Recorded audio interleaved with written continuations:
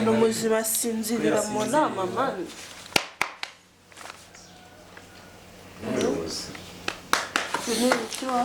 Ni gute mbatuma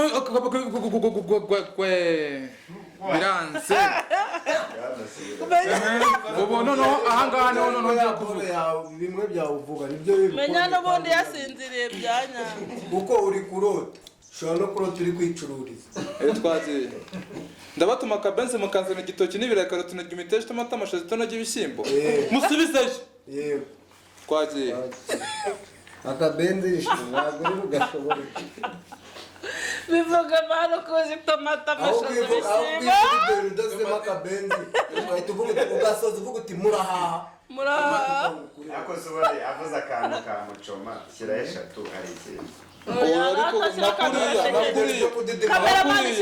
nakuriya njye nabivuze byari sawa ni gute mbatuma inyama z'akabenzi mukanzanira izihe si bisaye gogwe ntabwo wabibasha uri kwihuta kandi nibyo dukeneye nk'umuntu nyine ndahita mbikora vuba vuba ahubwo filime yazikuyemo mama Keri uramubonye ibyo ukora byose twagiye duhere ahangaha filime yazinkuyemo ahita agira ute ahita nkomanga mukomanga